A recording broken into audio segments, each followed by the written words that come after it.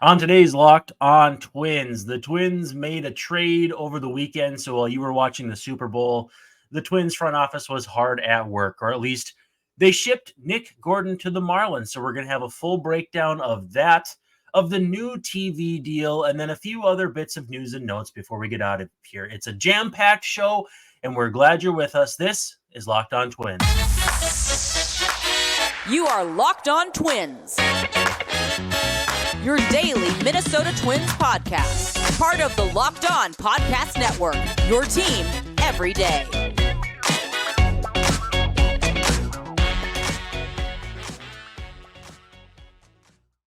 Hello again, and welcome back to Locked On Twins. I'm your host, Brandon Moore, and you can unfollow me on Twitter at Brandon_WARNE. And our good friend, Dave Brown, representing tonight. And you are, I won't say you're handling a Super Bowl hangover, but you got to be feeling pretty good about how the boys played last night. You switch hands in a second. Yeah, it's good to ignore the Bears, the team that I grew up watching, and put them over somewhere else, and have these players, the competent team, winning Super Bowls and going 4 years out of 5. It's fun. I mean, I admit to being a bandwagoner, but deal with it. The Bears actually have, I think I saw early Vegas odds that they and the Vikings have the same Super Bowl odds next year. So not sure what to make of that, but That's not very nice. Yeah, probably not great. We do have a lot to get to today, but thanks for hanging out with us and making us your first listen on Locked On Twins. We're free and available wherever you get your podcasts, and of course on YouTube, and of course as part of the Locked On Podcast Network. We're your team every day. We love to hear from you in the comments. Got a lot of friends who check us out there. Keep the discussion alive. Keep the topics moving. You guys are great, and we really love you. Today's episode brought to you by FanDuel. Make every moment more. New customers, join today and you'll get $150 in bonus bets if your first bet of $5 or more wins. Visit FanDuel.com/lockedon to get started. Dave Brown, I am, as people watching on YouTube can attest, letting my flow fly today in honor of Steven Okert. Twins acquiring a left-handed reliever with a massive, I don't know if you call it, it's not really a mullet, but like, he's almost got like Josh Hader hair. Would you tend to agree with that? I was thinking it looked kind of 80s metal. I don't know what that is, but yeah, there's a lot going on upstairs, and maybe he's smart too. But he's got a lot of follicles, and they're bursting out. I always, I think I mentioned this the other day with the guys with the big beards. Down in Miami, that's just too much going on. The heat comes out of the top of your head, and it's locked in there, locked on hair. Locked on hair. So, but it's a good for the North Woods. It's going to be good for him in the April, May, June, September, October months. It's going to be it's nice and cool up in Minnesota. So mostly, so he's going to fit in well with the lumberjack set. Yeah, I feel like maybe AJ Puck and him had Aaron Burr and no, I'm just kidding. They had a duel, and it was loser leaves town. Maybe more of like a Ric Flair versus somebody back in the day where the loser has to leave town, and Okert is that guy. They did have a lot of left-handers in Miami, and they had, so it makes sense for them to. Everybody said they were going to trade one or two, and the Twins got one. They have Puck, and then they had another lefty, Nardi, I think, is a lefty too. So and Tanner Scott. Yeah, so they've got some nasty lefty relief help, guys who give you different looks and that sort of thing. And that's, I think, what the Twins will like to see here as well is, sure, they've got Caleb Thielbar, who's not particularly young, but coming off a good year when he was healthy. I'll be interested to see how this all shakes out, because what it kind of seems like is, you and I have lamented, or I don't know if lament is the right word, their lack of addressing the top of their rotation depth. But I think if they backfill in the bullpen, that's at least a viable strategy based on what they're doing budget-wise and what they're doing personnel-wise. At least there's some flow to it. There, with the hair, another hair reference, right? Nice.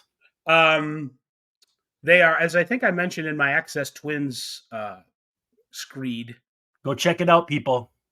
It's where I address the trade and the pluses mostly. The Twins are paying a lot of attention to the margins of their pitching staff. The depth, I should say. The 24th, 25th guys, 12th, 11th guy in the bullpen. It's a long butt season, boys and girls, and the more depth you have, and the more that you address it now, the less you have to later, and put resources that you don't want to into it. And as much as people like Nick Gordon, and he's a former top 5 overall pick, he probably did not have a place on the roster as it's constructed. And the Twins had better players that played second base or center field, or did what Nick was going to do. And while I like Cody Funderburk, it's good to have him with options going up and down in the minors. And I think it's on the face of it, the trade makes a ton of sense for the Twins. Do you think we could coin the Funder down under? Has he ever done the Australian Winter League? But I doubt it.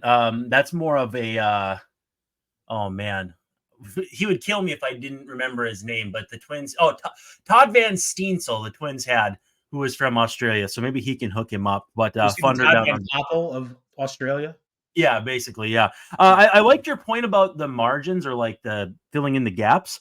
Yeah. Last year, they seemed to prioritize that on offense by trading for Kyle Farmer, by signing Donovan Solano, by getting Michael A. Taylor. And while that still is in flux, I think it's still in play, but it's not quite what they did last year. I think doing that with the pitching staff on this side of things could prove not prophetic, but like basically it'll keep them protected. It'll keep them protected against any panic trades, because if you make a trade in a moment where you need somebody, you can get kind of worked in terms of value. I think this is prudent. It's not exciting, it's not sexy, but I think prudent. It's prudent at this juncture, like a SNL from the late 80s, early 90s. It could be sexy. I mean, we don't know what these guys are into, so let's. Yeah, true. If they want to fly their flag, we will observe it. Stupid, sexy Flanders. I love The Simpsons, man. Not the point for right now, but so Steven Okert, you look at his numbers and it's like, not that impressive. But do you remember what I told you about the types of pitchers the Twins acquire? They like to do the electric slider. Yeah. So this fella, lots of hair, lots of sliders. I think it was like 60 some odd percent, 625 sliders last year. I want to say like 68% of his pitches with sliders, or something like that. Something like 68%. Compared to like 394 four-seam fastballs. And the difference is gigantic.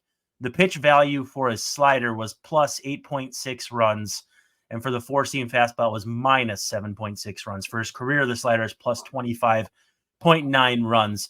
Basically, all it's saying is, pitch value. For instance, opposing batters had a 642 OPS against his slider last year, 578 the year before that, 467 the year before that. So the slider is a legitimate swing and miss pitch. It's a legitimate, very, very good pitch that he can lean on, whereas the fastball is going to be more of a, if there's such a thing as a show me fastball, he's got that. And it's not like he throws 89, 90 either. He's got some velo, but it's going to be slider, slider, slider with this guy. You mentioned his overall numbers last year were not as good, but, and I don't know if this is good news, bad news, or what. I don't have a reason for it yet, but his numbers in the second half late, really, he got hurt. The September numbers were not good, and I can't tell from the stats why that is. And I was looking at old Miami Herald stories and whatnot. Like, is anything wrong with Steven Okert? But it's nothing that you could find easily. For 2.5 years, though, which is kind of a while, his numbers were terrific. I mean, he kind of wandered around. He was with the Giants, didn't really have a role.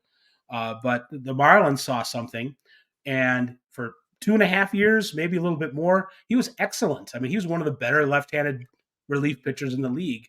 And so his stats are kind of colored in a bad way by how his season ended. So I don't know if that was something in his arm barking, or if it was just bad, went through a bad mechanical thing, or his results weren't there. Sometimes with pitchers, that's what happens. So maybe there's something that the Twins can refine here, as they have done with other people, that will kind of get that out of his system. And if Okert is as good as he was in 2022, for example, and the first half of 2023, an excellent addition to the staff, and gives them really good left-handed depth. Yeah. Let's take a quick second and give some love to our friends at FanDuel. When we come back, we'll have a bit more of an Okert breakdown. We've got some Nick Gordon thoughts. Twins interested in a couple pitchers, including one you may or may not have heard of. And then we'll see what else we get to before we run out of time. But first, a word from FanDuel. All right, it's time to get buckets with your first bet on FanDuel, America's #1 sportsbook. Because right now, new customers get $150 in bonus bets with any winning $5 bet. That's $150 if your bet wins. So if you're like me, watching the Timberwolves and Clippers this evening, and hopefully staying awake because I'm old and washed up, no better time than to put some money down than watching your favorite team while you're up late, and maybe keep someone like me out of the fridge, keep someone like me out of the way from the snacks. But who knows? You can bet on all your favorite NBA players and teams with quick bets, live same-game parlays, exclusive props, and much more. And again, $150 if your bet wins. Just visit FanDuel.com/lockedon and shoot your shot. FanDuel is an official sportsbook partner of the NBA. All right, Dave, you made a good point about Okert when his – what's that? Finally? Finally, I made a good point. Well, his season went sideways almost exactly with the All-Star break. He gave up 3 earned runs in a third of an inning, took the loss as an opener in Baltimore on the 16th of July. And so Baltimore facing the top of that order, that's not egregious. That's a tough team. Give up 3. Okay. But he one for the team there, it sounds like. Exactly. So he came into that game with, let's make sure I got the stats here. Yep, I got it correct. 33 and a third innings, 46 strikeouts, 11 walks, a 545 OPS against. That slash is 158, 238, 307, 243 ERA, if I didn't mention that.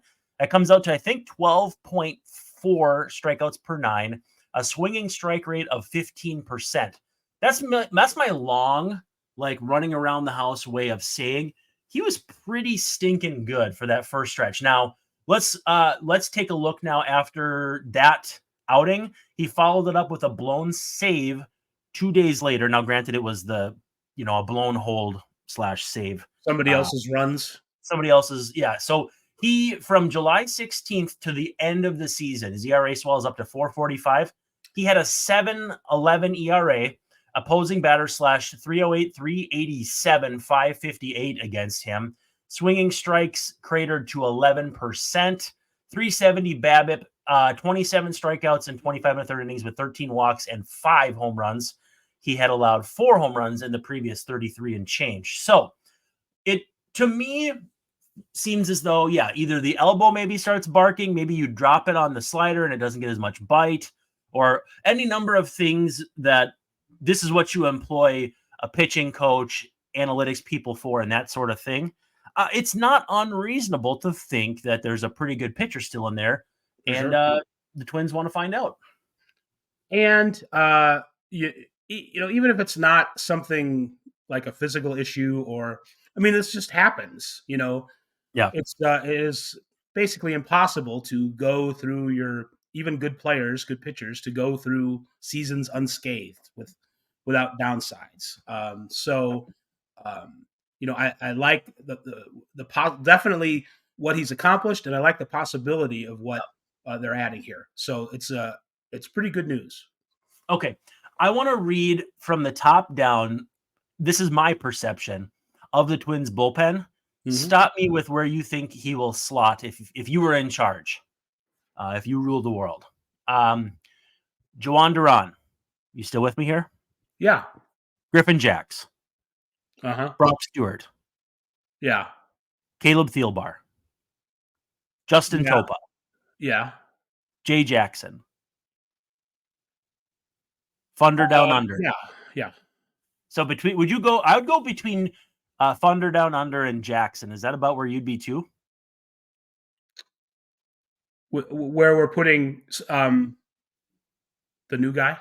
Yeah, as far as where I think he would slot in. Like, he could pitch himself into just about any role on the bridge to Duran, but I think where he'll start is behind, or like in front of Topa, probably in maybe in lockstep with Jay Jackson ahead of Thunderberg, but yeah, depending on matchups.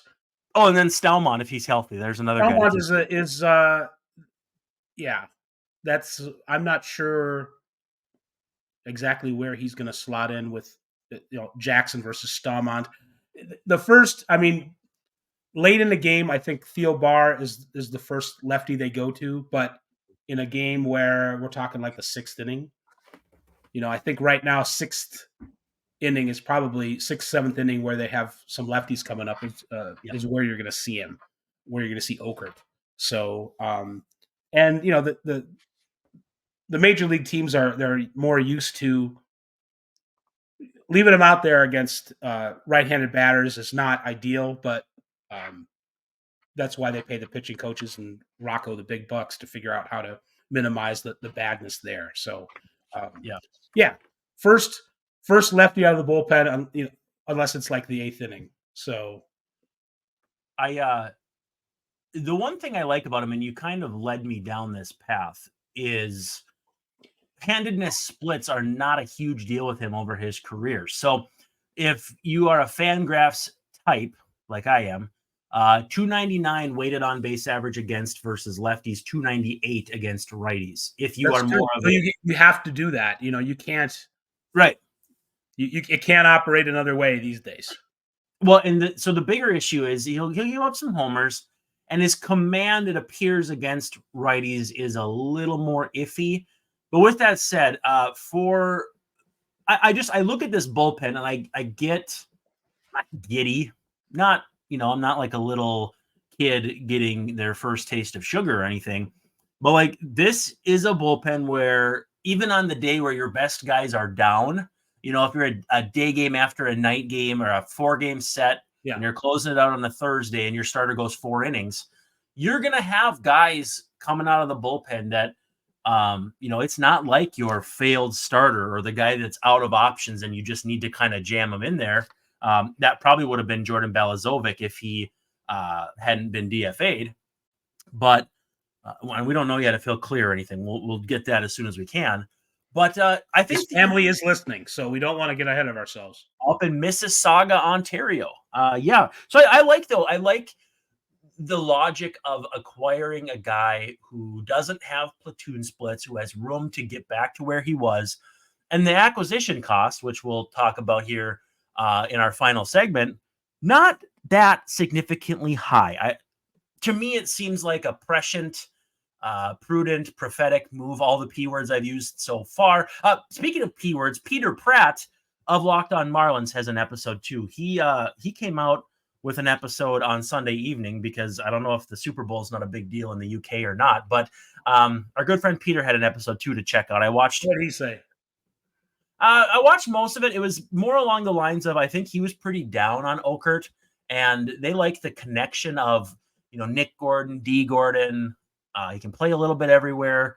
And, they think of it as found money, kind of like I think Twins fans are going to think about it if Okert comes in, gives him a 3 ERA and a strikeout per inning. Yeah, I think it is a good opportunity for Nick Gordon to kind of reestablish himself as at least like a complimentary player, a guy who, I don't know if you want him out there every day, but maybe the Marlins are a little bit different that way, but it gives them they had depth in the bullpen. They had multiple really good left-handed pitchers. If he's down on Okert, that's whatever. But based on what you saw at the end of the year, I get it. Yeah, sure. If that's the baseline now, I don't know if we have any reason to think that it is, but it's a good. Two things can be true. The Twins traded a surplus and a guy who's kind of down on the depth chart past other guys, and somebody they could afford to. And if Okert is your secondary lefty, that is a very deep bullpen, and that's what you need these days. So it's with starting pitchers not really going deeper into games. So you're going to use all these guys. You're going to stay in games more if you're the Twins, and if you're the Marlins, you give D Gordon's brother a chance to reestablish himself as a starter or at least a good complementary player.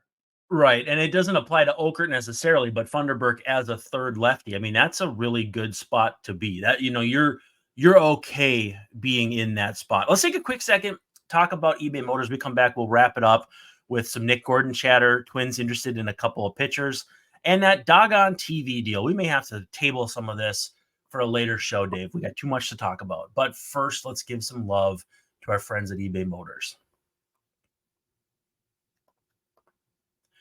And passion, drive, and patience are what bring home the winning trophy and also what keep your ride alive. eBay Motors has everything you need to maintain your vehicle, including to level it up to peak performance, including superchargers, roof racks, exhaust kits, LED headlights, and more. Whether you're into speed, power, style, performance, you name it, eBay Motors has you covered. With over 122 million parts, every time I read that number, it blows my mind, Dave.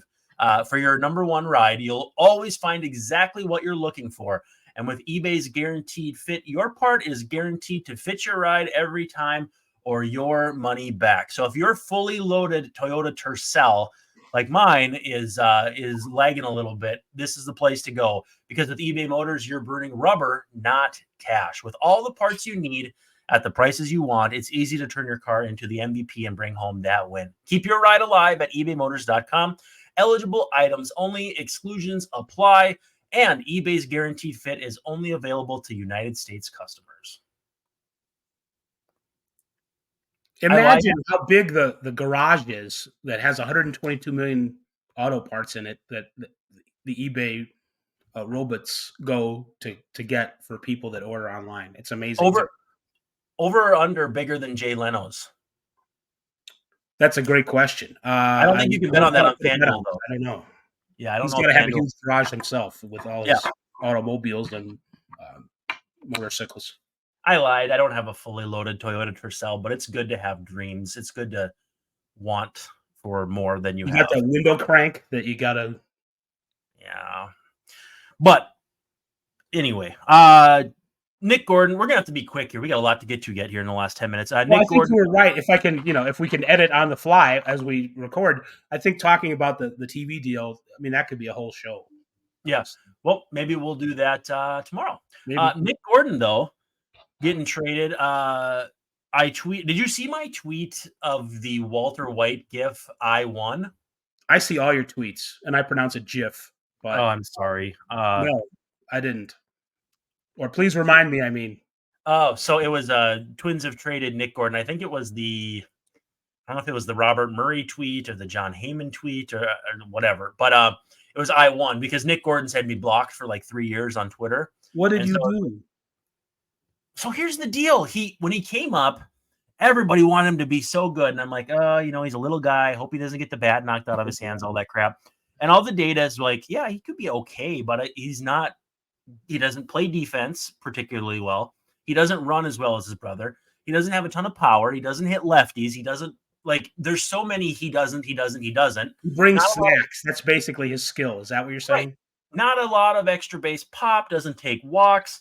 Like, I'm just saying, as much as it's like, he was a 5th overall pick or whatever, he left a lot to be desired. So I had the audacity to say, I don't think he's that great. And that got he me blocked you for that. Well, and so maybe it was this. Somebody said, "Don't you get sick of people just ripping you every time Nick Gordon does something great?" And I said, honestly, it's only about every 7 to 10 days, so I don't really notice it. And maybe he saw that. I don't know. But mind you, you B word.